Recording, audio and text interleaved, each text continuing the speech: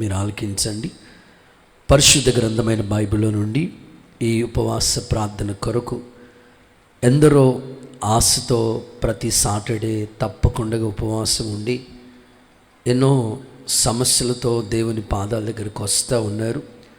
మీ నిమిత్తమై ప్రార్థించినప్పుడు దేవుడు నా హృదయంలో ఉంచిన ఒక ఆలోచన మీకు తెలియచేయడానికి ఇష్టపడుతున్నాను. అపోస్తలుడైన పౌలు కొరింథీయులకు రాసిన మొదటి పత్రిక 16వ అధ్యాయం 9వ వాక్యాన్ని నేను చదువుతాను. మీ పరిశుద్ధ గ్రంథాలు తెరిచి మీరు చూడండి, నాతో కలిసి ఈ మాట చెప్పండి. అపోస్తలుడైన పౌలు కొరింథీయులకు రాసిన మొదటి పత్రిక 16వ అధ్యాయం 9వ వాక్యాన్ని నేను చదువుతున్నాను. కార్యానుకూలమైన, భక్తులందరూ మాట్లాడితే బాగుంటుంది కదా, కార్యానుకూలమైన మంచి సమయం నాకు ప్రాప్తించి ఉన్నది. ఆమేన్. గట్టిగా ఆమేన్.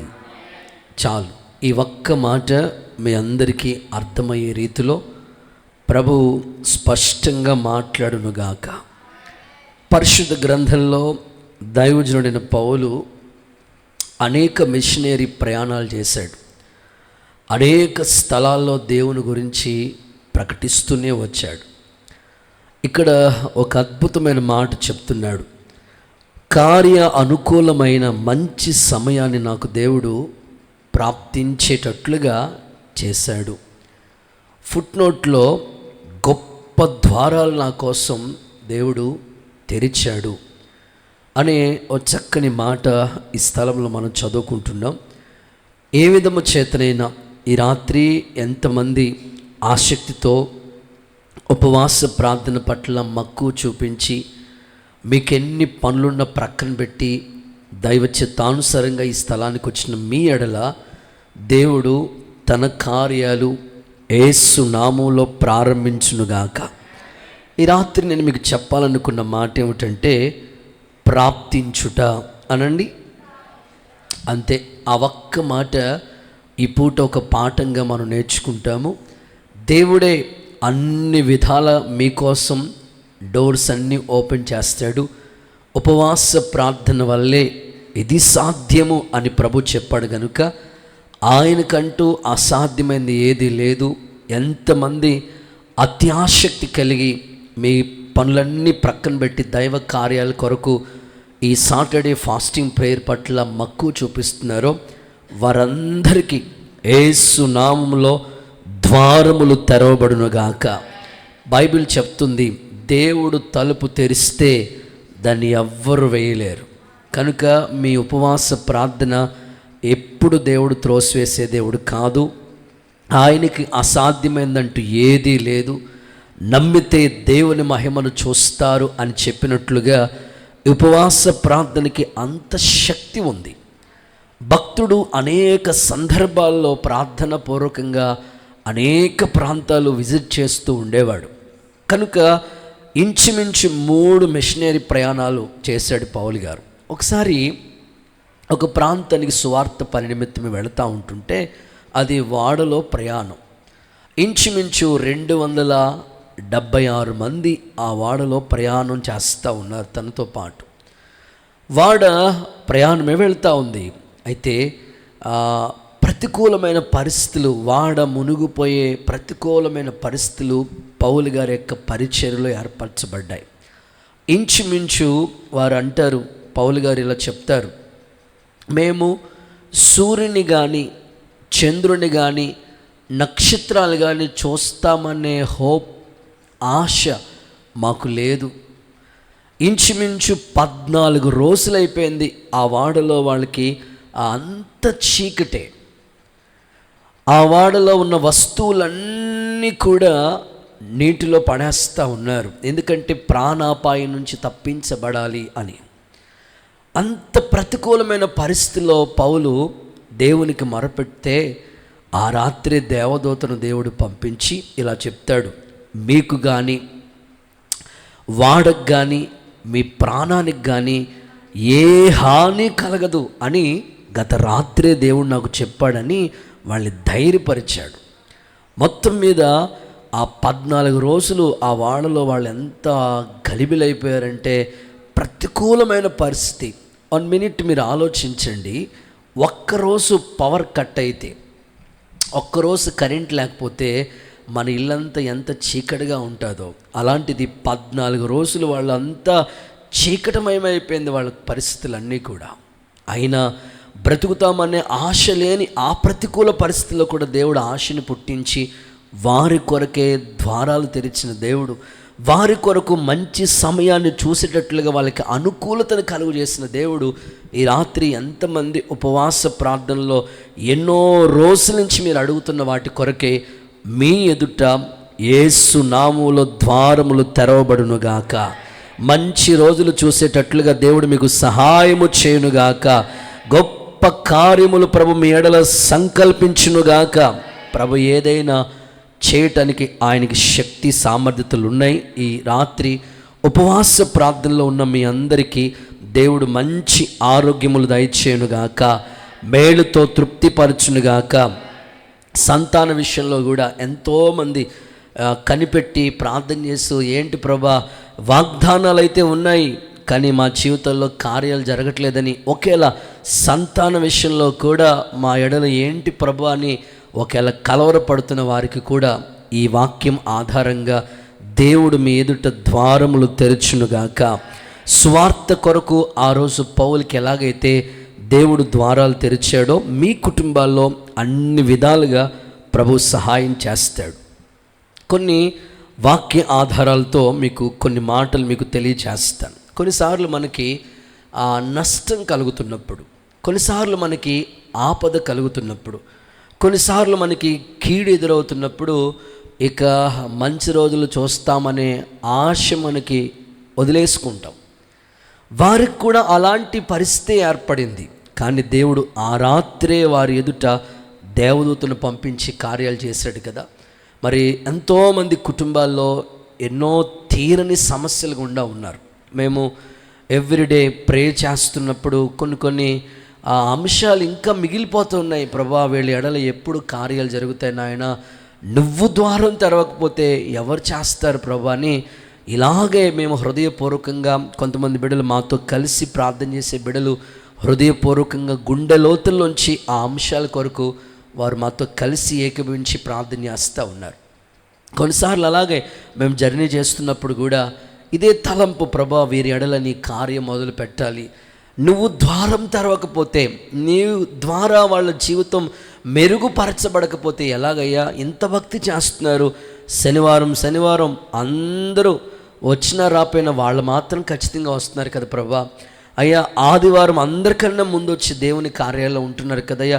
పరిచర్యని ఎంతగానో ప్రోత్సహించి సహకరిస్తూ సేవకుల పట్ల, సంఘం పట్ల ఎంత ఆసక్తి కలిగిన మా సంఘ బిడ్డల జీవితంలో నువ్వు కార్యం చేయకపోతే ఎలా ప్రభు అని ఇదే హృదయపూర్వకంగా ప్రార్థన చేస్తున్నప్పుడు నా హృదయంలోకి వచ్చిన ఈ మాట, కార్య అనుకూలమైన మంచి సమయం యేసు నామములో మీ కొరకు ప్రాప్తింప చేయునుగాక. ఈ రాత్రి నా ప్రశ్న, దేవుడు నీ జీవితంలో ఆ రోజు పౌలు కొరకు సువార్త పరిచర్య కొరకు మంచి సమయాన్ని ప్రాప్తింప చేశాడు. మరి నీ కొరకు దేవుడు ఏమి ప్రాప్తింప చేస్తాడు అనే ఆలోచన కలిగి మీరు దేవుని వాక్యాన్ని వినగలిగితే 4 సందర్భాలు ఈ రాత్రి మీ ముందుంచి ఈ సందేశాన్ని ముగింపులోకి తీసుకురావాలని కోరుకుంటా ఉన్నాను. చదువుదామా? మొదటి మాట, ఎజ్రా గ్రంథం 4వ అధ్యాయం 17వ వాక్య భాగాన్ని ఒక్కసారి భక్తులైన వాళ్ళు, బైబిల్ తీసుకొచ్చిన వాళ్ళు ఒక్కసారి చదవటానికి ప్రయత్నం చేయండి. ఎజ్రా గ్రంథం 4వ అధ్యాయం అండ్ 17వ వాక్య భాగాన్ని చదువుతున్నారు, అందరూ ఆలకిద్దాం. మంత్రియగు రెహూమునకును లేఖకుడగు షిమ్మాయికిని షోమ్రోనులో నివసించు వారి పక్షముగానున్న మిగిలిన వారికిని నది అవతల ఉండు తక్కిన వారికిని మీకు క్షేమము సంప్రాప్తియగునుగాక, క్షేమము ప్రాప్తించునుగాక. అందరూ గట్టిగా సరే ఆమేన్ అంటారా? సో మొదటి మాట, క్షేమము ప్రాప్తించును. ఇక్కడ పౌలు వారి సువార్త పరిచయంలో మంచి సమయాన్ని దేవుడు అనుకూలంగా ప్రాప్తింపచేసి అన్ని ద్వారాలు తెరిచాడు దేవుని పని కోసం. అలాగే విశ్వాస జీవితంలో ఇంత భక్తి చేస్తున్న మీ కొరకు దేవుడు ఏమి ప్రాప్తింప చేస్తాడయ్యా అని అంటే మొదటి మాట ఇలా రాయబడి ఉంది, మీకు క్షేమము ప్రాప్తించునుగాక, సంప్రాప్తమగునుగాక. దేవుడు క్షేమాధారమై ఉన్నాడు. భక్తుడు కీర్తనకాడు ఇలా అంటారు, నీకంటే నాకు క్షేమాధారం ఇంకేమీ లేదయ్యా. అంటే ఒక వ్యక్తికి క్షేమము కలిగించేది దేవుడు ఒక్కరే. ఆయన కంటే వేరే క్షేమాధారం అనేది ఇంకొకటి లేదు. భక్తుడని యోబు కూడా తన అనుభవాల్లో ఈ మాట అంటాడు, వారి క్షేమం వారి చేతుల్లో లేదు. ఒకసారి చెప్తారా నాతో, వారి క్షేమము వారి చేతుల్లో లేదు. మన క్షేమం మన చేతుల్లో లేదు. ఎందుకంటే జీవ ప్రదాత ఆయనే, అవయవ నిర్మాత ఆయనే, ఆరోగ్య ప్రదాత కూడా ఆయనే. మనిషిని తన పోలికతో చేసిన దేవుడు మనకి ఆయన క్షేమాన్ని ప్రాప్తింపచేసే దేవుడు. కనుక మన క్షేమం మన చేతిలో లేదు. అందుకనే ఆయన నీ జీవితంలో ఏమేమి ప్రాప్తింప చేసేటట్లుగా చేస్తాడు అన్నయ్య అని అంటే, నీ కోసం దేవుడట క్షేమానికి ఆజ్ఞాపిస్తాడు, క్షేమాన్ని ప్రాప్తించునుగా కానీ ప్రభు తెలియచేస్తాడు. వాళ్ళు వాస్తవంగా ఎజ్రా గ్రంథం ఆ అధ్యాయం చదువుకుంటూ వెళితే వారు ఉపవాస ప్రార్థన, దేవుణ్ణి వేడుకోవటం మొదలుపెట్టారు. వారు నిజంగా దేవుడు వారి ఎడల క్షేమము ప్రాప్తించినట్లుగా చేశాడు. ఇంకొక మాటలో చెప్పాలంటే మందిరం విషయంలో కావచ్చు, ఎజ్రా కాలం కావచ్చు, నెహెమ్యా కాలం కావచ్చు, మందిరాలు వారు తిరిగి రీకన్స్ట్రక్షన్ మరలా తిరిగి కట్టే పనిలో ఎజ్రా నెహెమ్యా దేవుని పనులలో ఎంతో పాత్ర వాళ్ళు పోషించారు. వాళ్ళు ఉన్న కాలంలో మందిరాల పరిస్థితి ఎలా ఉందంటే పూర్తిగా పెళ్ళగించబడిన పరిస్థితి, గోడలన్నీ కూలిపోయి మందిరం అంతా శిథిలావత స్థితికి వచ్చేస్తే ఎజ్రాను దేవుడు ఎన్నుకున్నాడు అండ్ నెహెమ్యాను ఎన్నుకున్నాడు. ఒక్కొక్కరి ద్వారా దేవుడు ఒక్కొక్క పని చేయటానికి ఆ విషయంలో నిజంగానే వారికి ద్వారాలు దేవుడు తెరిచాడు. ఈ రాత్రి ఈ మాటలు ఆలకిస్తున్న మీ కుటుంబాల్లో ఏ విషయంలో, ఒకవేళ ఆరోగ్య విషయం కావచ్చు, ఆత్మీయ విషయం కావచ్చు, ఆర్థిక విషయాలు కావచ్చు, క్షేమము లేని ఈ ప్రతికూలమైన పరిస్థితుల్లో నీ కోసం దేవుడు క్షేమాన్ని ప్రసాదించునుగాక. మీకు ఇంతకీ డౌట్ ఉంటే ఈ మాట మీరు చదువుతారు. చూడండి, యోబు గ్రంథం 21వ అధ్యాయం 16వ వాక్యం మీరు చదివితే అక్కడ ఈ మాట చెప్పారు కదా, వారి క్షేమము వారి చేతుల్లో లేదు. లేదు, ఆ మాట చదవాలి. వారి క్షేమము వారి చేతుల్లో లేదు. అంటే ఈ వ్యక్తి క్షేమంగా ఉన్నాడు అంటానికి అది మన చేతుల్లో ఉండేది కాదు. ఎందుకంటే దేవుడే ఆయన చేతుల్లోనే క్షేమము ప్రసాదించే దేవుడు. జిగట మన్ను కొమ్మరు వాని చేతిలో ఉన్నట్లు మనమంట ఆయన చేతి పాత్రలమై ఉన్నాం. ఆయన చేతిలో ఉన్నాం కాబట్టి ఆయన తనకిష్టమైన రూపాన్ని మన కొరకు ఏర్పాటు చేస్తాడు. ఆయనకి ఇష్టమైన పాత్రగా ప్రభు చేస్తాడు. మీకు సందర్భం వచ్చింది కాబట్టి మీకు ఈజీగా అర్థమవటానికి కొన్ని మాటలు మీకు చెప్తాను. ఒకసారి అందరూ హల్లెలూయా అంటారా? మనకి క్షేమం అంటే దేవుడు ఎలా ఇస్తారంటే నది వలె క్షేమము అన్నాడు. ఎలా అంటే క్షేమము, నది దగ్గరికి వెళ్ళి మీరు చూస్తే ఎంత ప్రశాంతంగా ఉంటుందో అక్కడ అట్మాస్ఫియర్. సముద్రం దగ్గరికి వెళ్ళి మీరు చూడండి, సముద్రానికి అండ్ నదికి చాలా తేడా ఉంది. సముద్రం దగ్గరికి వెళ్ళి మీరు ఎప్పుడు చూసినా గోల గోల గోల, ఆ ఘోష వినబడుతూనే ఉంటుంది, కెరటాలు ఎగిసి పడతానే ఉంటాయి. కానీ నది దగ్గర అలా కాదు. ప్రవక్తల గ్రంథంలో రాశారు, నీ క్షేమమంట నది వలె ఉంటుంది అని చెప్పాడు. క్షేమము అనే సందర్భం వచ్చింది కాబట్టి మీకు చెప్తున్నాను. నా ప్రార్థన, మీ ఇంటికి దేవుడు క్షేమము దయచేయనుగాక. నీకు కలిగిన దానికి కూడా క్షేమము దేవుడు దయచేస్తాడు. నువ్వు ఎంత కష్టపడి వాటిని సమకూర్చున్నావో వాటికి కూడా క్షేమం ఇస్తాడు దేవుడు. ఇంకొక మాటలు ఏమని రాశారంటే సంఘానికి కూడా క్షేమము అన్నాడు. ఏంటంట, నీ ఇల్లు క్షేమంగా ఉంది సాలే బాబు అనుకోవడానికి లేదు, సంఘ క్షేమం కోసం కూడా నువ్వు ఆలోచించాలి. ప్రభు అంటారు సంఘానికి కూడా క్షేమము కలుగు చేస్తాడు. సరే, సంఘం క్షేమంగా ఉంది, నెక్స్ట్ సేవకుడు కూడా క్షేమంగా ఉండాలి, అది కూడా దేవుడు క్షేమాన్ని కలుగు చేస్తారు. ఇక నీ తోటి వాళ్ళు, నీ సహోదరులు ఉన్నారే, నీ పక్కన కూర్చున్న వాళ్ళు కావచ్చు, నీ ఇరుగు పొరుగు వాళ్ళు కావచ్చు, వారికి కూడా దేవుడు క్షేమం ఇస్తారట. సో ఇన్ని వాగ్దానాలు ఎన్నో దేవుడు రాసిపెట్టాడు. అందులో కొన్ని మాటలు మీకు చెప్పడానికి ఇష్టపడతాను. చూద్దామా ఒకసారి దేవుని లేఖనాల్లోంచి ఈ మాటలు చదువుదాం. ప్రసంగి పుస్తకం 8వ అధ్యాయం 12వ వాక్యాన్ని భక్తులు చదువుతారు, విందాం. ప్రసంగి పుస్తకం 8:12.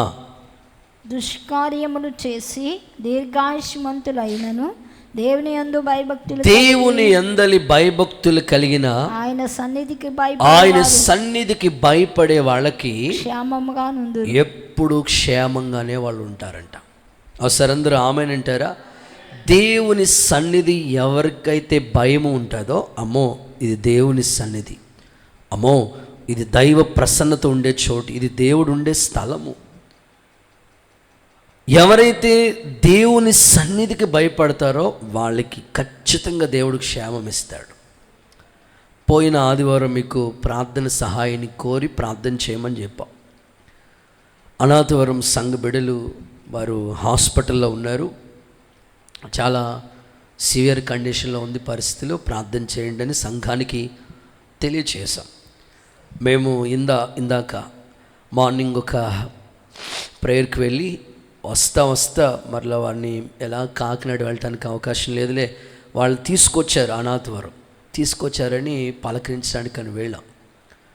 వెళ్తే వాళ్ళ భర్త గారు సాక్ష్యం ఇస్తున్నాడు, అయ్యా ఎప్పుడు మనిషి జీవితం ఎలా మారిపోతుందో తెలియదు, ఎప్పుడు ఎలాంటి సమస్య కష్టం వచ్చి నెత్తి మీద పడిపోతుందో తెలియదు అయ్యా.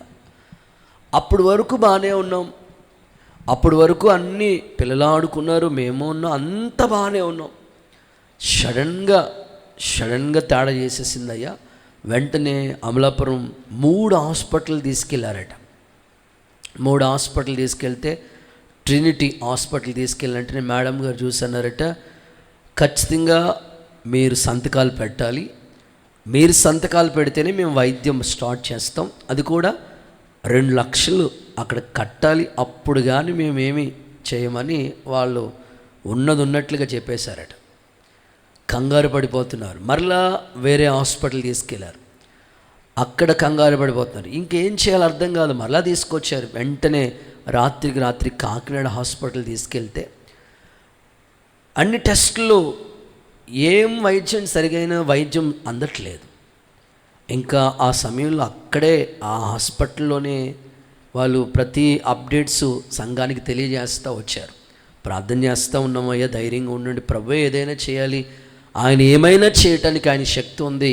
ఎందుకంటే మేము మా మనసులో ఇలాగే ప్రార్థన చేసాం, ప్రభు వాళ్ళు దేవుని మందిరం గురించి ఆలోచించారు, సన్నిధి గురించి ఆలోచించారు, సంఘాన్ని గురించి ఆలోచించి అక్కడ మందిరం పరిచర్యను దేవుని సేవకులుగా మాకు అప్పగించి దేవుని పని జరిగిస్తున్నారు కదా ప్రభా, ఈ విషయంలో నువ్వు తప్పక జ్ఞాపకం చేసుకోవాలి, నీ సన్నిధికి భయపడే బిడ్డలని ఎప్పుడు చేవిడిచిపెట్టే దేవుడు కాదు. ఇదే ప్రార్థన ప్రేయర్ సెల్స్లో కూడా అదే ప్రార్థన. Prayer team, running team prayer చేస్తున్న వాళ్ళు, గూగుల్ మీట్లో ప్రేయర్ చేసేవాళ్ళు, ఉదయకాలం స్తోత్ర ప్రార్థనలో చైన్ ప్రార్థన చేసేవాళ్ళు, ఇదే ప్రార్థన. సో దేవుని కృప అని చెప్పాలి. వారు చిన్న సాక్ష్యం ఏంటంటే, దేవుడే జ్ఞాపకం చేసుకున్నాడన్న, మా ఇల్లు నిజంగా చీకటైపోతుందని అంత భయం వేసేసింది నాకైతే. చిన్న పిల్లలు వాళ్ళు, దేవుడు జ్ఞాపకం చేసుకున్నాడు, మరలా మంచి వైద్యం అందించి హాస్పిటల్ నుంచి క్షేమంగా ఇంటికి తీసుకొచ్చాడని చెప్పారు. వాళ్ళు సాక్ష్యం ఇచ్చారు. చప్పట్లు కొడుతూ ఒకసారి యేసయ్యకి మహిమ చెల్లిద్దాం. ఎందుకు ఈ మాట మీకు చెప్పానంటే, అది ఆ కష్టంలో ఉన్న వాళ్ళకి తెలుస్తుంది ఆ పెయిన్. జనరల్గా మీరు వింటున్న వాళ్ళకి క్యాజువల్గా మీరు తీసుకోవచ్చు, కానీ ఆ పెయిన్ అది అనుభవించిన వాళ్ళకి తెలుస్తుంది. కనుక దేవుడు ఎట్టి పరిస్థితుల్లో ఆయనకి భయపడే వాళ్ళకి తప్పకుండా క్షేమం ప్రాప్తింప చేస్తాడు, క్షేమం ఇస్తాడు. మీ ఇంటికి మీకు కలిగిన అంతటికి దేవుడు క్షేమం దయచేయునుగాక. యాకోబు ఇలా అంటాడు, భయపడి ఇది దేవుని మేమందరమే కానీ వేరొకటి కాదు, ఇది పరలోకపు గవిని. అంటే ఒక వ్యక్తి దేవుని రాజ్యానికి చేరుకోవాలంటే ఇక్కడి నుంచే దేవుని సన్నిధికి ఎంతగా భయపడ్డాడు యాకోబు. అందుకే వాళ్ళన్న 400 మందిని తీసుకుని వచ్చి చంపేస్తానని బెదిరించిన యాకోబు క్షేమంగా ఉండటానికి దేవుని సన్నిధికి భయపడిన స్థితే కదా. ఆ రాత్రి ఒక్కడే మిగిలిపోయి దేవుని పాదాల దగ్గర పెనుగులాడాడు కదా. అట్ ద సేమ్ టైం దేవుని లేఖనాల్లో మనం చదువుకుంటే ఏలి కొడుకులు వాళ్ళు ఉన్నది దేవుని మందిరమే, వాళ్ళ నాన్నగారే పెద్ద పాస్టర్, కానీ వారిలో దేవుని భయం లేని కారణాన వాళ్ళ స్థితి ఏమైందో వాక్యంలో మనం చూస్తాం కదా. యెహోవాని ఎరగని వారే మిక్కిలి దుర్మార్గంగా వాళ్ళు ప్రవర్తించారు. ఈరోజు వాక్యాన్ని మీ ముందు పెట్టాను. ఎవరైతే దేవుని సన్నిధికి భయపడతారో వాళ్ళకి దేవుడు ఎప్పుడూ క్షేమం ఇస్తాడు. యోసేపు ఎంతగా దేవునికి భయపడేవుతా ఉండేవాడండి. ఇదే అంటాడు, నేను దేవునికి భయపడేవాడిని. ఒకే మాట ఆయన నోట వచ్చిన మాట. అందుకే ఆయన గురించి లేఖనాల్లో చూస్తే ఆయనకి దేవుడిచ్చిన క్షేమం గురించి లేఖనాల్లో చదివితే గుంట్లో పడేసినప్పుడే అడ్రస్ లేకుండా అయిపోవాలి, అమ్మేసినప్పుడే అడ్రస్ లేకుండా పోవాలి. కానీ ఏ అడ్రస్ లేని యోసేపుకి ఒక అడ్రస్ ఇచ్చాడు కదా దేవుడు, సింహాసనం మీద కూర్చోబెట్టాడు కదా. ఇదంతటికి కారణం ఒకటే, దేవునికి భయపడే వాళ్ళకి ఎప్పుడూ క్షేమం ఇస్తాడు దేవుడు. ఈ రాత్రి అలాంటి దైవ భయం గుండెల్లో దేవుడు ప్రసాదించునుగాక. రెండో మాటలకు వెళ్తాను. సెకండ్ వన్, దేవుని ద్వారా నీకేమి ప్రాప్తిస్తాయి. ఒకటి క్షేమము, 2 సామెతల గ్రంథం 31వ అధ్యాయం 11వ వాక్యం. సామెతల గ్రంథం 31వ అధ్యాయం 11వ వాక్య భాగం చదువుదాం. అతనికి లాభ ప్రాప్తికి వెలితి కలగదు, ఆమె త్రాసు బ్రతుకు దినములన్నీ అతనికి మేలు చేయను గాని కీడేమీ చేయడు. చూడండి, అక్కడ సామెతల గ్రంథం 31:11 10 నుంచి, గుణవతి అయిన భార్య దొరుకుట అరుదు, అది ముత్యం కంటే అమూల్యమైనది, ఆమె పెనిమిటి ఆమె నమ్మిక ఉంచును, అతనికి లాభ ప్రాప్తి కలుగదు. సందర్భాన్ని బట్టి మనం చెప్పుకుంటూ వెళ్ళాలంటే, రెండవది లాభము ప్రాప్తించును. అనండి ఒకసారి మీ నోటితో, కొంచెం గట్టిగా చెప్పండి, లాభము ప్రాప్తించును. ఆమెను గురించి ఎవరు ఏమి అంటే, గుణవతి అయిన భార్య, దొరుకుట అరుదు. సో ఆమె గురించి ఆ అధ్యాయం అంతా చదివితే 7 మంచి క్వాలిటీస్ ఆమెలో కనబడతాయి. ఇంకా చాలా ఉన్నాయి, కానీ సెలెక్టెడ్గా ఒక 7 మాటలు ఆమె గురించి అక్కడే కనబడతా ఉంటాయి. నిజంగా ఆమె ద్వారా తన భర్తకి ఎంత లాభం చేకూర్చబడింది. అక్కడ ప్రారంభంలోనే చెప్పాడు కదా, గుణవతి అయిన భార్య దొరుకుట అరుదు అంటే చాలా రేర్ మాట. 100లో కాదు 1000లో కూడా ఒక్కరు ఉండటం చాలా కష్టం. అయితే వాళ్ళు మాత్రం ఎలా ఉంటారు, ముత్యం కంటే అమూల్యమైన వాళ్ళుగా ఉంటారు అని చెప్పి అక్కడ మాట్లాడుకుంటూ వస్తున్న ఒక్కొక్క మాట చూస్తే, వాళ్ళ భర్త అంట ఆమె మీద ఎప్పుడూ నమ్మకం ఉంచుతాడంట. అంటే ఆమె వల్ల భర్తకి ఎంత లాభం కలుగుతుందో ఒకసారి చూడండి. ఈరోజు ఇక్కడ కూర్చున్న స్త్రీల సమాజాన్ని నేను అడుగుతూ, అన్నగా ఒక ఆత్మీయ సహోదరుడిగా మీతో మాట్లాడుతున్నాను. మీ భర్త మీ మీద ఇంత 100% నమ్మిక ఉంచగలిగినంతగా మీ భక్తి కనబడునుగాక. ఒక్కరో ఇద్దరు చెప్పారు ఆమెనని. ఎక్కడండి పాస్టర్ గారు, అటేం కుదరదండి బాబు. మరొకసారి చెప్తారా ఆమెనంటారా? అంతే. భర్త ఇంక అసలే ఆమె మీద 100% నమ్మకం. మా భార్య అంటే మా భార్యనండి. సో ఆమె షాపింగ్ మాల్కి వెళ్తుందంటేనే షాపింగ్ మాల్కే వెళ్తుంది. చర్చ్కి వెళ్తుందంటే చర్చ్కే వెళ్తుంది, లేకపోతే పనికి కానీ వ్యాపారానికి కానీ లేకపోతే డ్యూటీకి వెళ్తుందంటే అక్కడికి వెళ్తుంది. ఒక్క పని చెప్పి 100 పనులు చక్కబెట్టుకుని రాదు. అంత నమ్మకం అంట. ఈరోజు మిమ్మల్ని అడుగుతూ విశ్వాసంతో ఒక అన్నయ్యగా మీ గురించి ఈ మాట చెప్పగలిగినంతగా మీ భక్తి ఉండాలని మనస్ఫూర్తిగా నేను కోరుకుంటున్నాను. యేసయ్య మీ ద్వారా మీ కుటుంబానికి లాభ ప్రాప్తి కలిగించునుగాక. అక్కడ మాట్లాడుతూ అంటాడు, తాను బ్రతుకు దినములన్నిట భర్తకి మేలే చేస్తుంది కానీ. చెప్పండి. ఈ రోజుల్లో సొసైటీలో సోషల్ మీడియాలో జరుగుతున్న సిచ్యువేషన్ చూడండి, ఎంత దారుణాతి దారుణంగా దిగజారిపోతున్న సిచ్యువేషన్స్. నాకు తెలిసి దేవుణ్ణి నమ్ముకున్న బిడ్డలు కావచ్చు, వాక్యం తెలిసిన బిడ్డలు కావచ్చు, ఎప్పుడు వాక్యానుసారంగానే ఉండాలండి వారి జీవితాలు. లోకం చూసి, సొసైటీని చూసి, ఎన్నో జరుగుతున్న వింతలను చూసి వాళ్ళ భక్తి మార్చుకోకూడదు. యేసయ్య మీకు అలాంటి కృపను అనుగ్రహించునుగాక. ఆమెను గురించి రాయబడిన మాటలు అలా చదువుకుంటూ వెళితే, చీకటిని లేచి భోజనం సిద్ధపరుస్తుందంట భర్తకి, కుటుంబానికి, పిల్లలకి. నిజంగా అక్కోళ్ళు కావచ్చు, తల్లులు కావచ్చు, వారు సిద్ధపరుస్తున్న ఆహారం విషయంలో నిజంగా మగ మహారాజులందరూ థ్యాంక్స్ చెప్పాలి. ఒకసారి చెప్పండి అయ్యా మీ భార్యలకు, ఒకసారి థ్యాంక్ యూ మేడం. చెప్పరు, గట్టిగా ఒకసారి హల్లెలూయా చెప్పండి అమ్మ. సిద్ధపరుస్తున్నారు కదా, మరి బైబిల్లో అదే ఆ మాట రాసి పెట్టారు కదా. ఆ మాటలు ఉదయకాలమే లేచి సిద్ధపరుస్తారట. నాకు ఆహారం వడ్డించే పిల్లలకు కూడా నేను థ్యాంక్స్ చెప్తాను. తమ్ముడోళ్ళు వచ్చి నాకు అన్నం వడ్డిస్తూ ఉంటారు, థ్యాంక్ యూ నాన్న. సో ఆ ప్రిపరేషన్ చేయడం చాలా కష్టం, పొయ్యి దగ్గర ఉంటే తెలుస్తూ ఉంటుంది. బైబిల్ చెప్తున్న ఆ మాటలు ఆమె గురించి అన్నీ చదువుకుంటూ వెళుతూ ఉంటుంటే లేఖనాల్లో చూడగలిగితే అక్కడ ఇలా చెప్తున్నాడు అన్నమాట. ఏమనంటే చేతులతో బలంగా పనిచేస్తుందంట ఆమె. అంటే ఎంత లాభమో అనే మాటని గురించి అక్కడ మాట్లాడుతూ చేతులతో బలంగా. నిజంగా అమ్మ చేతులు నిజంగా మిషన్ కన్నా ఎంత వేగంగా పనిచేస్తాయండి బాబు. ఎన్ని పనులు చేస్తారో ఈ చేతులతో అమ్మోళ్ళు, తల్లోళ్ళు, లేకపోతే అక్కోళ్ళు కావచ్చు, గుణవతి అయిన భార్యలు కావచ్చు. సో ఆ విషయంలో మనం థ్యాంక్స్ తెలియచేస్తూ ఉండాలి. నెక్స్ట్ ఇంకా ముందుకు వెళ్ళిపోతూ ఉంటుంటే, ఆమె దీపము ఆరిపోదు, ఎప్పుడు వెలుగుతూనే ఉంటుందంట ఆమె జీవితం.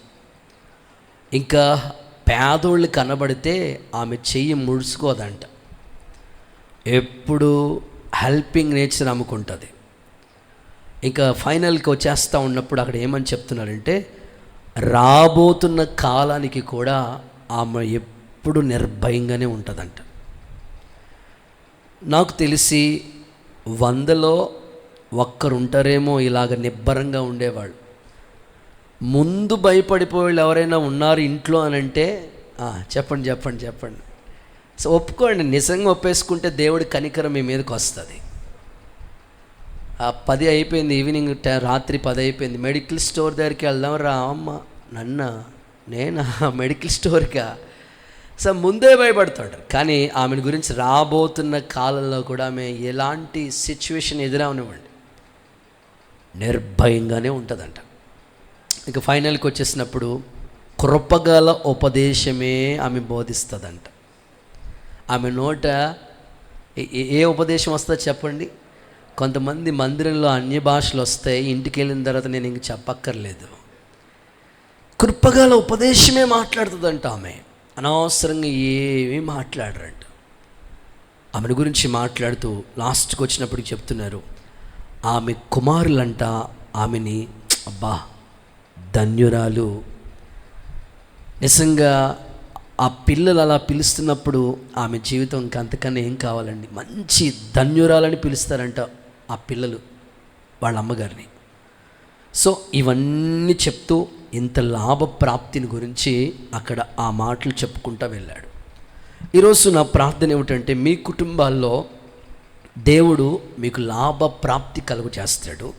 ఒక ఇంటిని కట్టుకునే ఒక గుణవతి అయిన భార్య దొరికితేనే ఈ ఇంటికి ఎంత లాభం ఉంటే, నువ్వు చేసే భక్తి ఇంకెంత లాభాన్ని కలిగిస్తుంది ఒకసారి ఆలోచించు. కొంతమంది ఏమనుకుంటారంటే భక్తి చేయటం వేస్ట్ అండి అని రకరకాలుగా మాట్లాడుకుంటూ ఉంటారు. ఉపవాసం ఉండటం వ్యర్థమండి, టైం వేస్ట్ అండి, సమయం దేవుని దగ్గరికి వెళ్ళటం అనవసరమండి అని కొంతమందికి తెలియక రకరకాలుగా మాట్లాడుకుంటారు. చూద్దాం, వాక్యంలో మీకు చదివిస్తే మీకు బాగా అర్థమవుతుంది. అపోస్తలుడైన పౌలు తిమోతికి రాసిన మొదటి పత్రిక 6వ అధ్యాయం 6వ వాక్యం చదువుదాం. అపోస్తలుడైన పౌలు తిమోతికి రాసిన మొదటి పత్రిక 6:6. సంతుష్టి సహితమైన దైవ భక్తి గొప్ప లాభ సాధకమై ఉంది. చదవమ్మా, ఇంకా కంటిన్యూస్. మనం ఈ లోకంలోనికి ఏమీ పై వచనాలు కూడా రాబోతున్న కాలంలో కూడా అది లాభ సాధకమే అనే చక్కని మాట అక్కడ కూడా పౌలు గారు ఆ మాటలు కూడా తెలియజేస్తూ 4వ అధ్యాయం అనుకుంటా 4:8 శరీర సంబంధమైన సాధకం కొంచెం మట్టుకే ప్రయోజనం, దైవభక్తి. మొదటి తిమోతి 4:8.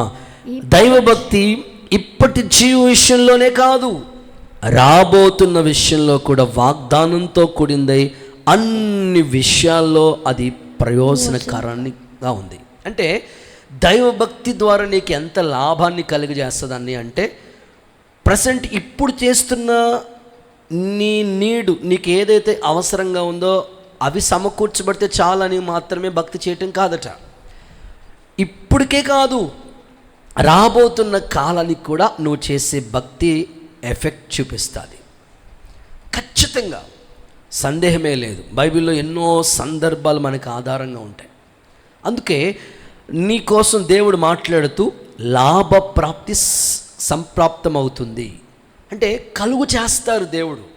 అంటే నువ్వు చేసే భక్తిని బట్టి నీకు దేవుడు లాభాన్ని కలుగు చేస్తాడు. ఇప్పుడు ఉద్యోగం చేసే వాళ్ళకి జీతం ఉంటుంది, ఆ తర్వాత ఇన్సెంటివ్ ఏదో అంటారు, తర్వాత రిటైర్మెంట్ ఫండ్, ఇవేనో ఉంటాయి.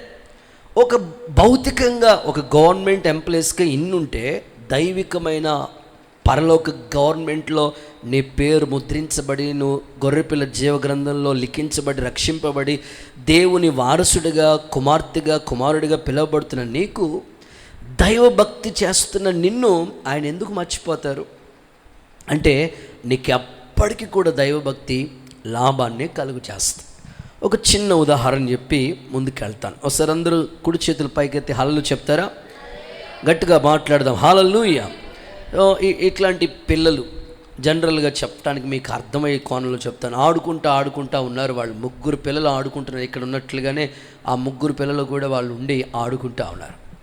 సో ఆడుకుంటున్నప్పుడు మీలాంటి ఒక ఆయన పెద్ద ఆయన చూసి, అరే బాబు మీ నాన్న ఏ పని చేస్తాడు, మీ నాన్న ఏం చేస్తాడు అని ఒక పిల్లోడిని పిలిచి అడిగాడట.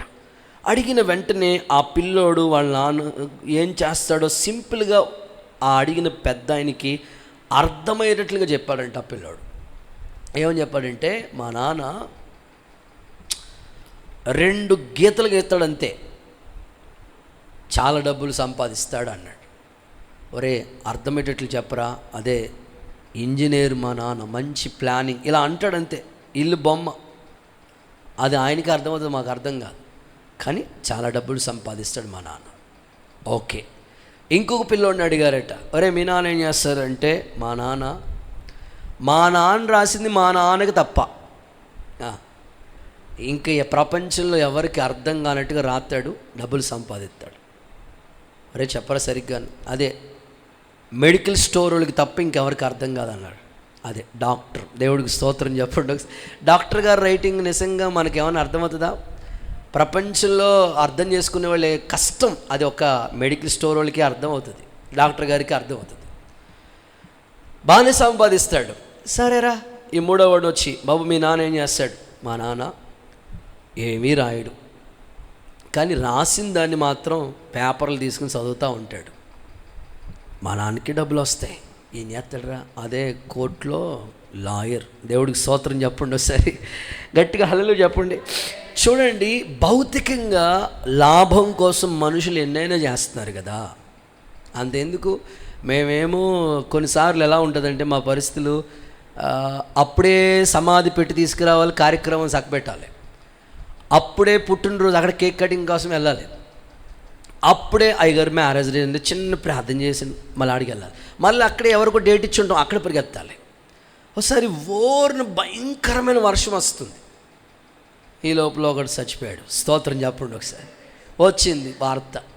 నాకు ఏందో మరి, నేను ఆ రోజుకి ఖాళీగా మ్యాక్సిమం ఖాళీగా ఉండను. ఖాళీ అంటే ఆ రోజు ఏ మీటింగ్ లేకుండా చిన్నగా విజిటింగో లేకపోతే ప్రేయర్సాలో ఏదో చిన్న ఎక్కడ లోకల్లో అందుబాటులోనే ఉంటాను. ఏదోటి ప్రాబ్లం ఎదురవుతూ ఉంటుంది. అరే బాబు వరుణ వర్షం వస్తుంది ఎలాగ అనుకుంటుంటే గబగబా ఇద్దరు అన్నయ్య వాళ్ళకి చెప్పి, ఒరే బాబు మరి వాళ్ళు అందరూ వచ్చేసారట, త్వరగా తీసుకెళ్ళిపో, వర్షాన్ని తప్పదు మరి, విశ్వాసులు రాపోయినా సేవకులు ఎలాగైనా వెళ్ళి చక్కబెట్టేసేయాలి. మరి గొయ్యి తీసేవాళ్ళైనా ఉండాలి కదా. గొయ్యి తీయటానికి ఒక్కడు కూడా లేడు. అప్పుడు ఆ బ్లాక్ బ్రిడ్జ్ దగ్గర నల్లందున దగ్గరికి వెళ్ళి చెప్తే ఎవరైనా అక్కడ ఉంటారు చూడండి బాబు అని అంటే, ఆ రోడ్డు మీద ఒక ఆయన అటు ఇటు తిరుగుతున్నాడంట గొడిగేసుకుని.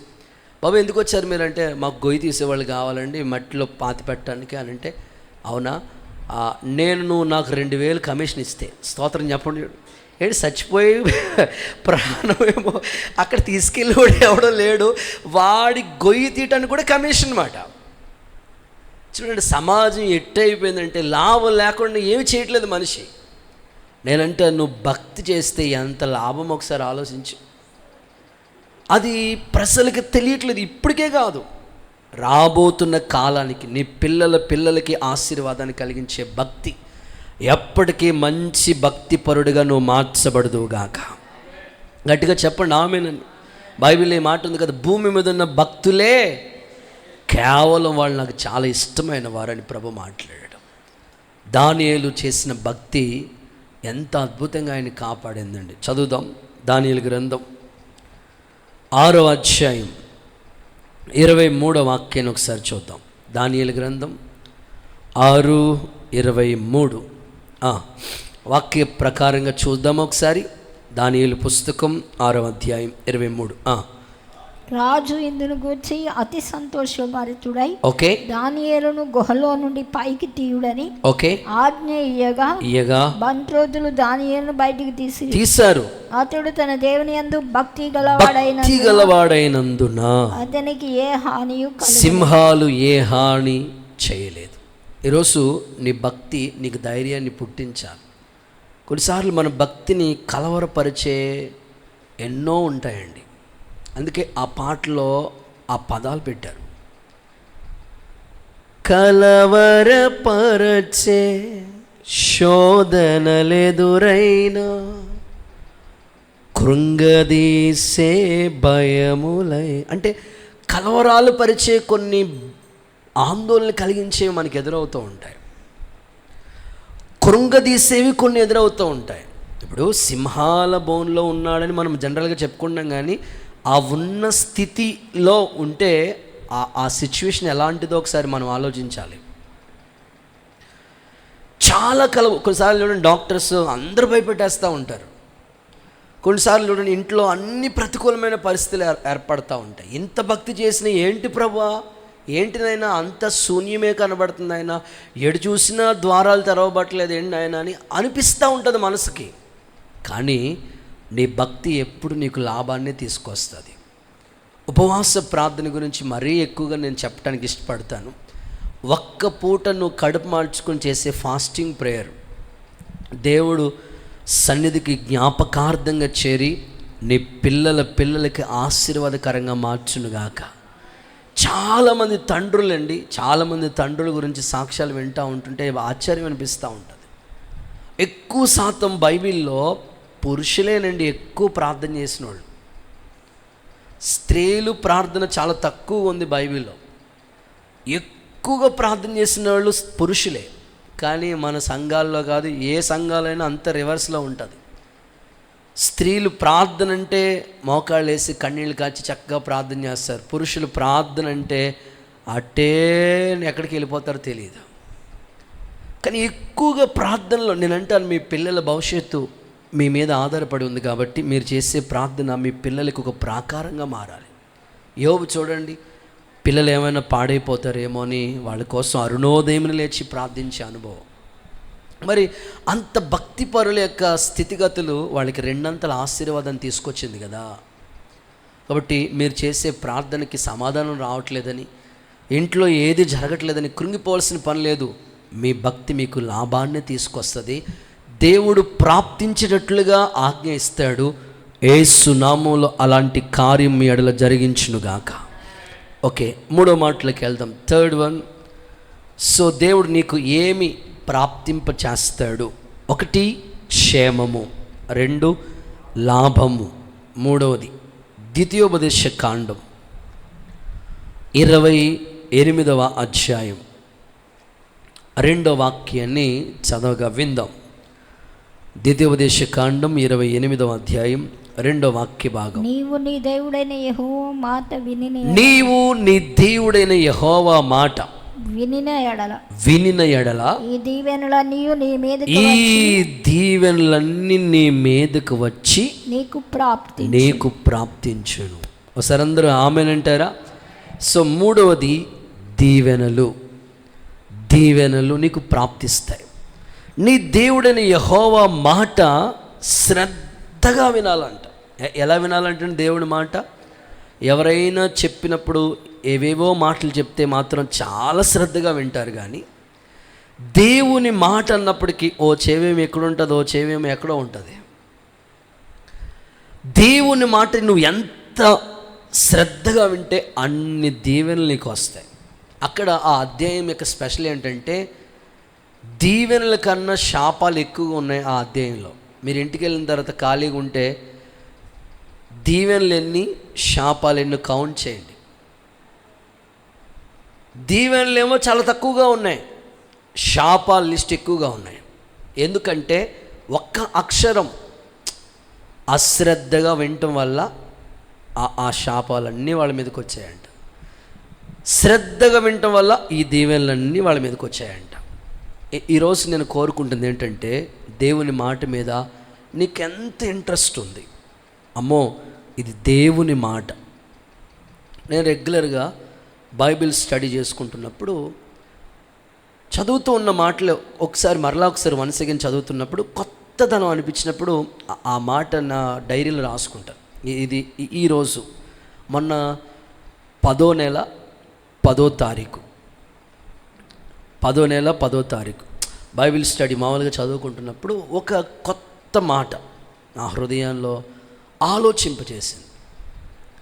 దాన్ని నా డైరీలో రాసుకుని ఆ రోజు డేట్ కూడా వేసుకున్నాను. 10వ నెల 10వ తారీఖు దేవుడు నాకు ఇచ్చిన వాగ్దానం ఇది అని. అంటే దేవుని మాట మీద నీకు ఎనలేని నమ్మకం కలగాలి. మనుషుల మాట ఇస్తే ఒకసారి నెరవేర్చవచ్చు, నెరవేర్చకపోవచ్చు. కానీ దేవుడు మాట ఇస్తే డెఫినెట్లీ చేస్తాడు, నెరవేరుస్తాడు కదా. అందుకని ఆయన మాటను శ్రద్ధగా వింటేనే ఈ దీవెనలన్నీ నీకు వస్తాయి. మీ ఆత్మీయ జీవితంలో దేవుని మాట అంటే వాగ్దానం కావచ్చు, వర్తమానం కావచ్చు. అది బైబిల్లో రాయబడింది దేవుని మాట కనుక అది అక్షరం కాదు, నీ జీవితాన్ని వెలిగించే ఒక గొప్ప వెలుగు. నీ వాక్యము నా పాదములకు, దీపము నా త్రోవకు వెలుగు అన్నాడు. తెలివి లేని వారికి తెలివి పుట్టించేది దేవుని మాటలు. పడిపోయిన వారిని లేవనెత్తేవి దేవుని మాటలు. ఇంకో మాటలు చెప్పాలంటే ఆ రోజు మనం బాగా కృంగిపోయి ఉంటాం, డిప్రెషన్లోకి వెళ్ళిపోయి ఉంటాం, అర్థం అవ్వదు మన లైఫ్ గురించి. అప్పుడు ఆ మాట మనం చదువుతున్నప్పుడే తెలియని బలం మనకు వస్తూ ఉంటుంది. అందుకే పౌలు అంటాడు కదా, నన్ను బలపరచు క్రీస్తులో ఏ టు జెడ్. ఎలా చేయగలుగుతావు అంటే నాకు ఒక మాట ఉంది, నన్ను బలపరిచే దేవుడు నాకున్నాడు. ఈరోజు మీ ఆత్మీయ జీవితంలో కూడా వింటున్నాం దేవుని మాట, కానీ సరైన శ్రద్ధతో వినలేకపోతున్నామేమో. ఒకవేళ విన్నా గైకోనలేకపోతున్నామేమో.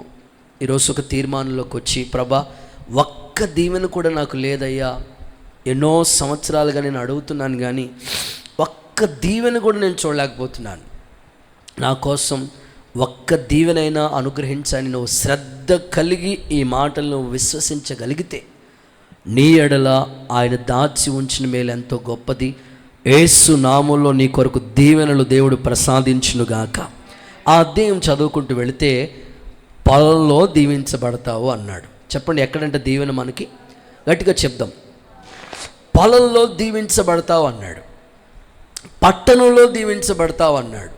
నీ భూఫలం దీవించబడుతుంది, నీ గర్భఫలం దీవించబడుతుంది, నీ పిండే పిసుకు తొట్టే దీవించబడుతుంది అని చెప్పి యెహోవా నీకు సమృద్ధిగా మేలు చేస్తాడన్నాడు.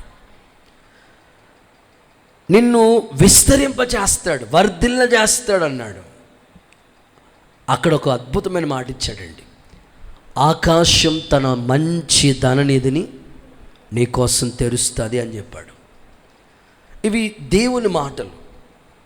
ఒకవేళ ఫైనాన్షియల్గా కొంతమంది ఆర్థిక విషయాల్లో చాలా వెనకపడిన వారు, ఒక్క దీవెన కూడా మాకు లేదయ్య గారు అని అంటున్న వాళ్ళ కొరకు ఈ వాగ్దానాలన్నీ మీరు ప్రార్థన చేసుకోండి. ఇనుప గడియల్ని విరగ్గొడతాను, ఇత్తడి తలలు పగలగొడతాను, అంధకారంలో మరుగైన ధనం నీ కోసం ఇస్తానని వాగ్దానం మీరు జ్ఞాపకం చేసుకోండి. దేవుని మాట నమ్మదగినది, దేవుడు మీకు సహాయము చేయనుగాక. చెప్దాం గట్టిగా సరే, ఆమేన్. మనిషి మాటకి మనం ఎంత గౌరవం ఇస్తూ ఉంటామండి.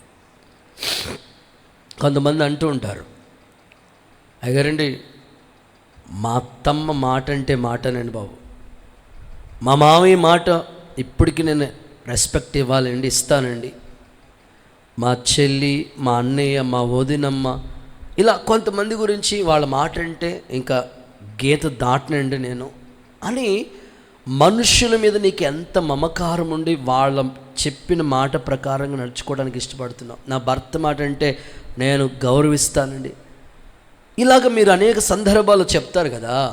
మరి దేవుని మాట మీద నీకు ఎంత గౌరవం ఉంది? అమ్మో, ఇది దేవుని మాట, ఆయన మాట ఖచ్చితంగా నేను పాటిస్తేనే ఆ దీవెనలన్నీ నాకు వస్తాయి. చూద్దాం, ఒక మాట చదివిస్తాను. లూకాసు వార్త 5:5. లూకాసు వార్త 5:5. చూద్దాం, ఆ మాటలు ఒకసారి చదువుతారా? లూకాసు వార్త 5:5. ఏలినవాడ, రాత్రంతా మేము ప్రయాసపడితిమి కానీ ఓకే మాకేమీ దొరకలేదు, ఏమీ దొరకలేదు. అయినను నీ మాట, అదిగో ఆ మాట ఎంత ఇంపార్టెంట్ మా వర్డ్ అంటే, అయినా నీ మాట. మేము ఎంతో ప్రయాసపడ్డాము, యూజ్ లేదు, కానీ నీ మాట ఉందే, ఆ మాట చొప్పును మాత్రం నేను వలేస్తున్నాను అన్నాడు. ఒకటే అన్నాడు, ఇంకా ఏమనలేదు పేతురు. విచిత్రం, వారు వలలు నిండిపోయినవి, వలలు పెగిలిపోయినవి, విస్తార వాక్యంలో ఉంది కదా, పట్టజల్లంత విస్తార దీవెనలు కుమ్మరిస్తానన్న వాగ్దానం ఇదిగో పేతురు జీవితంలో నెరవేర్చబడింది. అసలు ఏమీ లేని శూన్యం కదా. నాకు తెలిసిన ఒక టైలర్ గారు, వారు సాక్ష్యం చెప్తా వచ్చారు. నేను అడిగాను, మీరు ఎలా దేవుళ్ళలోకి వచ్చారయ్యా అని. వారిని అడిగితే వారు ఇచ్చిన సాక్ష్యం, మా అమ్మ మంచి ప్రార్థన పరాలయ్యా, చాలా ప్రార్థన చేస్తూ ఉండేది, పిల్లలు మారాలని అడుగుతూ ఉండేది, కానీ మేము పెద్దగా పట్టించుకోలేదు. కానీ అమ్మ ప్రార్థన, మేము యుక్త వయసులోకి వచ్చినప్పటికీ మా చదువుల పట్ల మరింత శ్రద్ధగా ప్రార్థన చేసింది. కొంతగా చదువుకున్నాం, ఆ తర్వాత టైలరింగ్ వర్క్ నేర్చుకున్నాం. అయితే ఇప్పటికీ ఆయన నాకు ఇచ్చిన సాక్ష్యం ఏమిటంటే, మెయిన్ రోడ్డు ప్రక్కనే 2 స్థలాలు వాళ్ళు తీసుకున్నారట. ఒక మంచి ఇల్లు కట్టుకున్నారు. కొడుకులు, 2 కొడుకులు ఉన్నారు ఆయనకి. 2 కొడుకుల్ని కూడా బాగా చదివించారు. అందులో ఒక్కడికి మంచి జాబ్ వచ్చింది, ఇంకొక ఆయన ప్రైవేట్ కంపెనీలో జాబ్ చేస్తున్నాడు. ఒకసారి ఇంటికి వెళ్ళామట, వారి కుటుంబాన్ని పలకరించడానికి వెళితే వారిచ్చిన సాక్ష్యం, అయ్యా ఇంతగా ఆ ప్రభుదయ, చెప్పండి ఏదయ్యా? ఆ ప్రభుదయ, ఆ ప్రభుదయ అండి బాబు, మాకు ఈ దీవెనలు వచ్చినాయి. ఆ వీధిలో చాలామంది అన్యులు ఉన్నారు, వీరొక్కరే రహస్యంగా ఎవరికి తెలియకుండా, ఇప్పటికీ ఆయన గూట్లో బైబిల్ ఉంటుంది, ఆ షాప్లో దేవుని వాగ్దానం ఉంటుంది. ప్రతిసారి ఈ మెషిన్ కుట్టేటప్పుడు పొద్దున్నే వచ్చి ప్రార్థన చేసుకుని పని మొదలెట్టేసిన తర్వాత కట్ చేసేసి ఆ బట్టలన్నీ కొలతలు ఇచ్చేసి వర్కర్స్కి ఇచ్చేసి ఆయన కొద్దిసేపు బైబిల్ చదువుకుంటూ ఉంటారట. చదివిన వాక్యంలో కొన్ని మాటలు కోట్ చేసుకుంటారట. మరలా మధ్యాహ్నం 3 గంటల సమయంలో, మధ్యాహ్నం 3 గంటలు అంటే ఎలాంటి వాళ్ళైనా కమ్మగా అంత అన్నం తిని నిద్రపోయే సమయం అది. కానీ ఆయన మధ్యాహ్నం 3 గంటల సమయంలో మరలా వాక్యం చదువుతూ ఉంటారట. మళ్ళీ ఈవినింగ్ 7కి మరలా వాక్యం చదువుతూ ఉంటారట. సో రహస్య క్రైస్తవులు, వాళ్ళ దేవుణ్ణి నమ్ముకున్నారు, మందిరానికి వెళ్తారు అని తెలియదు, కానీ వాక్యం పట్ల వాళ్ళ గుండెల్లో ఉన్న వాంఛ చూడండి.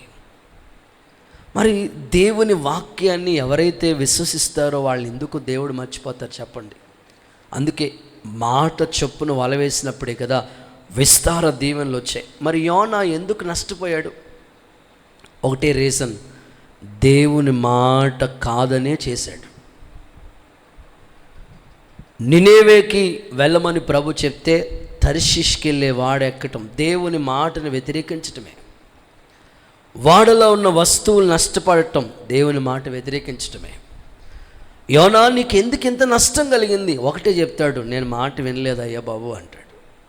సో ఎంతోమంది మన ఎదుట కూడా చదువుకుని ఓ స్థాయికి వచ్చిన వాళ్ళు మధ్యలోనే చదువు ప్రక్కన పెట్టి వాళ్ళ భవిష్యత్తు పాడు చేసుకున్న వాళ్ళు ఒకటే చెప్తారు, మాట వినలేకండి ఇలాగ అయిపోయింది పరిస్థితి అంటారు. కనుక ఈ రాత్రి దేవునికి ఒక అవకాశం ఇస్తున్నాడు. దేవుని వాగ్దానం అనే మాటలు అవి చాలా విలువైనవి. నువ్వు వాక్యాన్ని ఇంకో మాటలో చెప్పాలంటే హృదయం అనే పలక మీద రాసుకోండి. మీరు వాగ్దానాన్ని ముద్ర వేసినట్లుగా ఉండాలి. మీ మైండ్లో అలా ప్రింట్ అయిపోవాలి ఆ వాగ్దానం. నా కోసం ఇచ్చాడు ఈ మాట, ఇది డెఫినెట్లీ ప్రభు చేస్తాడు.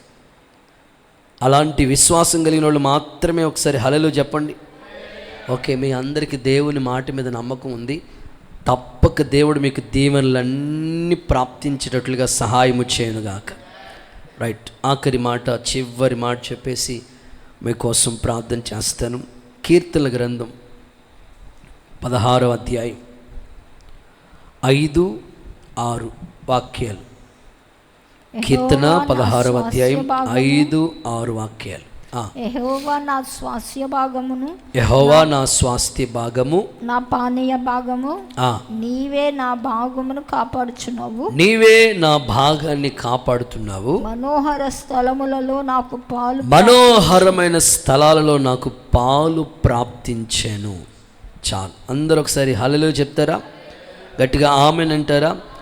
సో 4వది స్వాస్థ్య భాగము అనండి, గట్టిగా చెప్పాలి. స్వాస్థ్య భాగము మనకి అచ్చి తెలుగులో మాట్లాడాలంటే ఆస్తి. ఇప్పుడు స్వరం పెరగవచ్చు కదా, మీకు ఆస్తి రాసిస్తారంటే ఎంత స్వరం అవుతుంది? గట్టిగా చెప్పండి, ఆస్తి అనండి. ఓకే, ఇక్కడ ఏమంటాడంటే యెహోవా నా స్వాస్థ్య భాగము, నా పానీయ భాగం, నీవే నా భాగమును కాపాడుతున్నావు. మనోహరమైన స్థలాల్లో నాకు పాలు ప్రాప్తి, శ్రేష్టమైన స్వాస్థ్యం నాకు కలిగింది. అంటే స్వాస్థ్య భాగం నీకోసం దేవుడు ఒక స్వాస్థ్యాన్ని కూడా ఆయన ప్రాప్తించేటట్లుగా చేస్తాడు. ఇది హెవెన్లీ, పరలోకంలో ఉండే ఆ వైభవాన్ని గురించి మాట్లాడిన కీర్తన ఈ మాట. భౌతికంగా నీకున్న ఆస్తిని గురించి చెప్పట్లేదు, కానీ హెవెన్లీ నిత్య రాజ్యంలో ఉండే ఆ స్వాస్థ్యాన్ని గురించి. అందుకే మనోహరమైన స్థలం అంటే అది అక్కడుండే ఆ చోటు మాట. భక్తుడు ఇలా అంటాడు, నేనుండు స్థలములో మిమ్మల్ని కూడా కూర్చోబెడతాను. నా తండ్రి ఇంట అనేక నివాస స్థలాలు ఉన్నాయి. అంటే దేవుడు మనకి ఏర్పాటు చేస్తున్న ఆ చోటు చూస్తే ఆ రాజ్యంలో స్వాస్థ్య భాగం అంటే జనరల్గా ఒక భౌతిక తండ్రికి 4 పిల్లలు ఉన్నారనుకోండి. 4 పిల్లలకి ఆస్తి పంపకాల విషయాల్లోకి వచ్చినప్పటికీ 2 కూతుర్లు 2 కొడుకులు అనుకోండి. కొడుకులకి తండ్రి ఇచ్చే ఆస్తి విధానం ఒకలా ఉంటుంది, కూతుర్లకి ఇచ్చే ఆస్తి విధి విధానాలు ఒకలా ఉంటాయి. అవునా కాదని నిజం చెప్పండి, మీరు ఒప్పుకుని తీరాల్సిందే. కొడుకుకి ఇచ్చే ఆస్తి ఒకలా ఉంటుంది. కూతుర్లకి ఇచ్చి అమ్మ కట్నం రోజున ఇచ్చేసాను కదమ్మా, అన్నీ చక్కబెట్టేసాం, సారీ అన్నీ ఇచ్చి పంపించేసాం కదా, మళ్ళీ ఆస్తి వాటాకు వస్తావమ్మా అంటాడు ఆయన, ఈ భౌతిక తండ్రి. కానీ పరమందున్న హెవెన్లీ ఫాదర్ నీ కోసం ఒక స్వాస్థ్యాన్ని సిద్ధపరుస్తున్నాడు. గట్టిగా ఒకసారి ఆమెనంటారా? ఏమండి, ఈ భూమి మీద సంపాదించుకున్న ఆస్తిపాస్తులు మనం ఉన్నంత కాలం ఉంటాయి, అవి ఆ తర్వాత ఏమవుతుందో తెలియదు.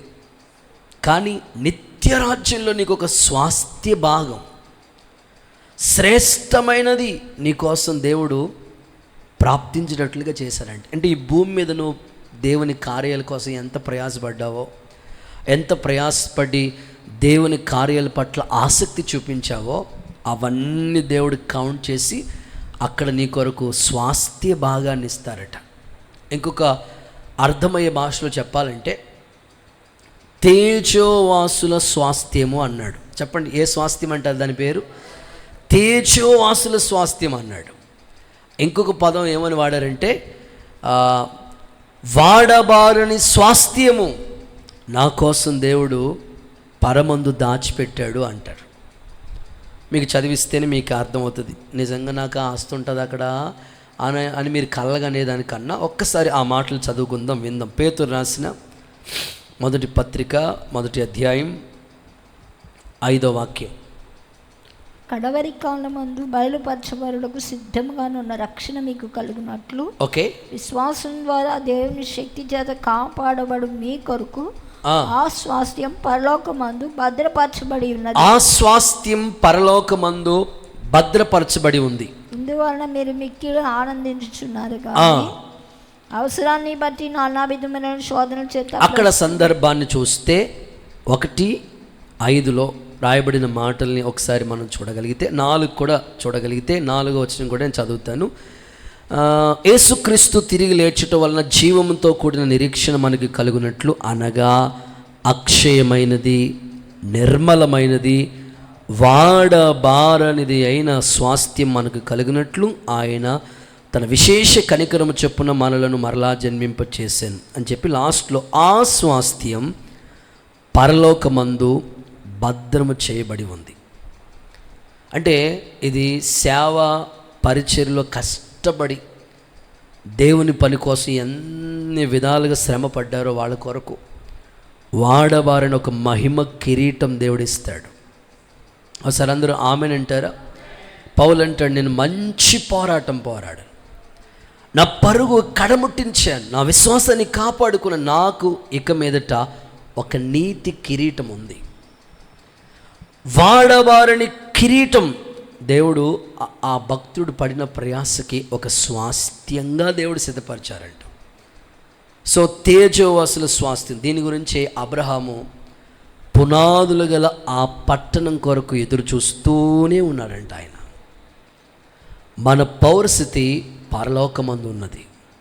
ఈరోజు ఆత్మీయులందరూ ఈ భౌతిక విషయాల మీద శ్రద్ధ నిలిపి ఆ హెవెన్లీ దేవుని రాజ్య వ్యాప్తి కొరకు వారు ప్రయాసపడక, ఆయనిచ్చే ఆ మహిమగల సింహాసనం కిరీటం, ఈ వైభవాన్ని ఎందరో కోల్పోతున్న వాళ్ళు నేటికి సమాజంలో చూస్తున్నాం. కానీ ఈ రాత్రి చెప్తున్న మాట ఏమిటంటే, వాడబారని స్వాస్థ్యమట, అది తేజవాసుల స్వాస్థ్యం.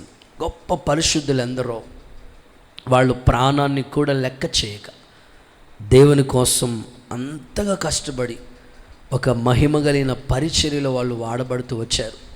వారి కొరకు ఒక సిద్ధపరచబడిన ఈ స్వాస్థ్యాన్ని గురించి, మహిమగలిగిన ఆ రాజ్యాన్ని గురించి మనం ఎప్పుడు కూడా కళ్ళగంటూ దేవుడు నాకు ఇచ్చే ఆ వైభవాన్ని చూడాలని ఆ విధంగా మనం సిద్ధపరచబడుతూ ఉండాలి. ఒకసారి అందరూ చేతులెత్తి హల్లెలూయా చెప్తారా?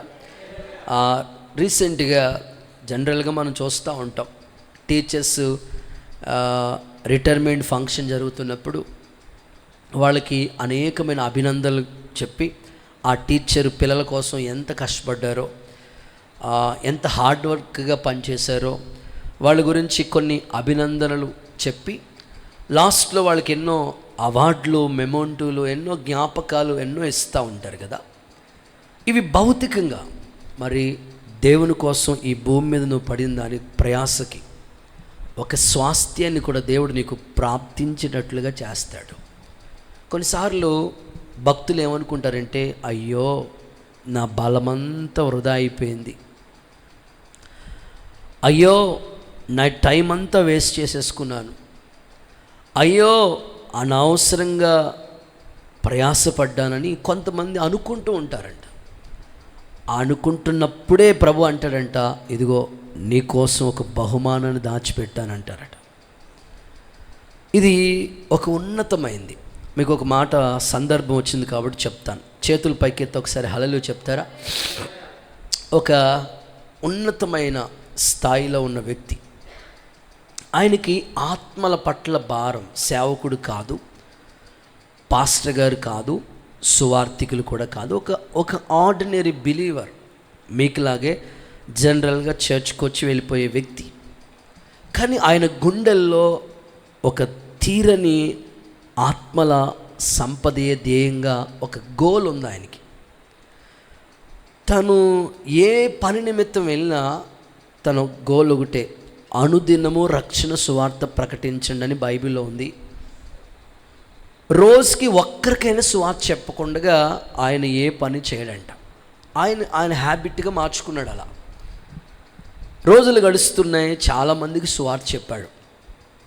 చివరికి ఒక యవనస్తుడి కొరకు, యవనస్తుల్ని దేవుని దగ్గరికి నడిపించడం అంటే అంత ఈజీ పని కాదు. చిన్న పిల్లలకైనా చెప్పొచ్చు, మీలాంటి పెద్దలకైనా చెప్పొచ్చు, కానీ యవ్వనస్తులకి చెప్పడం ఎంత ఇబ్బందికరంగా ఉంటుందంటే, ఇప్పుడే వస్తానంటారు. ఇప్పుడంటే 2 రోజులు అయిపోతుంది. 2 రోజుల దాకా వాళ్ళు ఫోన్ ఎత్తారో రారో. చూడండి, అస్సలు యవ్వనస్తుల పరిచర్య చాలా కష్టంగా ఉంటుంది.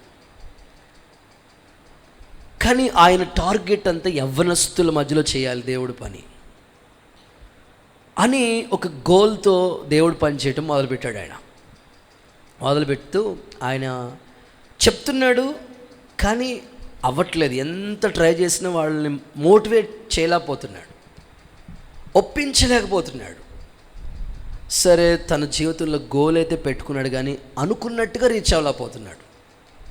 సరే, మొత్తం మీద ఓ రోజు ఏకాంతంగా వెళ్ళిపోయి ప్రార్థన చేయడం మొదలుపెట్టాడు. ప్రభువా, నేను పెద్దోళ్ళకి సువార్త చెప్పాను, ఈజీగా చిన్నపిల్లలకి నడిపించాను, కానీ ఇదిగో ఈ యవనస్తుల పరిచయం నేను చేయలేకపోతున్నాను అనుకుని 40 రోజులు ఓన్లీ యూత్ మినిస్ట్రీ కొరకు, మేము బాపట్ల వెళ్ళినప్పుడు వాళ్ళు నాతో చెప్పారు ఈ మాట.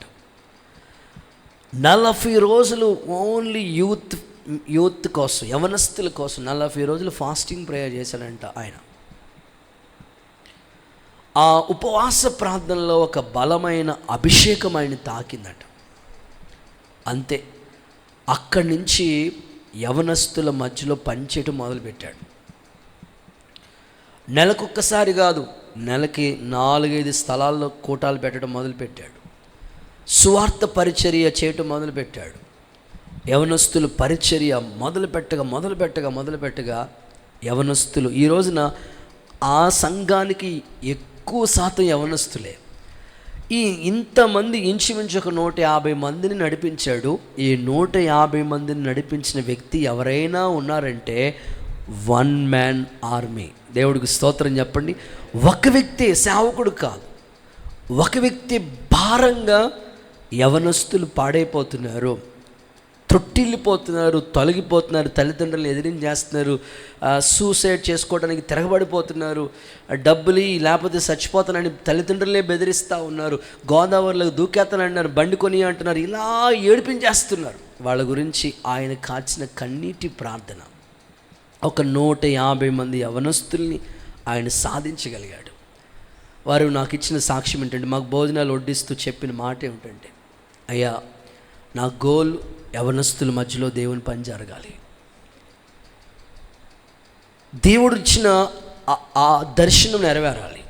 నేనేం పాస్టర్ గారిని కాదు, కానీ నాకు భారం ఉంది. నేను వెంటనే చెప్పాను, అయ్యా, మీకోసం ఆ రాజ్యంలో గొప్ప స్వాస్థ్యం దేవుడు దాచిపెట్టాడు. ఒక్క యవ్వనస్తుల్ని తిప్పటానికే చాలా ఇబ్బంది పడుతున్నాం మేము. 150 మందిని నువ్వు దేవుని దగ్గర నడిపించావంటే నీకు దేవుడిచ్చే బహుమానం చాలా ఉన్నతంగా ఉంటుంది. ఈరోజు మీరు ఏ ఏ డిపార్ట్మెంట్లో పనిచేస్తున్నారో మీ స్థలాల్లో, సో మీకున్న కాంటాక్ట్ చాలామంది, మీ సర్కిల్, మీ ఫ్రెండ్ సర్కిల్లో మీరు ఒక్కరికి సువార్త చెప్పి దేవునిలోకి నడిపించగలిగితే మీకోసం ఒక స్వాస్థ్యం, అది వాడబారని స్వాస్థ్యం, అది ఎవ్వరు మీ దగ్గర నుంచి తీసివేయలేరు. అంత దీవెన మీకు ప్రాప్తించేటట్లుగా యేసయ్య కృపను అనుగ్రహించునుగాక. నేను ముగిస్తున్నాను. కార్య అనుకూలమైన సమయం దేవుడు నాకు ప్రాప్తింప చేస్తున్నాడు అని. సో దేవుడు ఆ పౌలు పరిచర్యలో ప్రతికూలంగా ఉన్న పరిస్థితుల్లో కూడా ద్వారాలు తెరిచి దేవుని పని జరిగేటట్లుగా సహాయం చేశాడు. ఈరోజు ఈ ఉపవాస ప్రార్థనకు వచ్చిన నీ జీవితంలో ఏమేమి నీకు ప్రాప్తించేటట్లుగా ప్రభు చేస్తాడో, సంప్రాప్తమయ్యేటట్లుగా దీవిస్తాడో ఒక 4 సందర్భాలు నీ ముందు ఉంచాను. చెప్పండి, ప్రార్థన చేసుకుందాం. నెంబర్ 1, క్షేమము ప్రాప్తించేటట్లుగా దేవుడు చేస్తాడు. నెంబర్ 2, లాభము. నెంబర్ 3, దీవెనలు. నెంబర్ 4, స్వాస్థ్య భాగం. ఓకే, అందరూ అలాగే మోకరిద్దాం.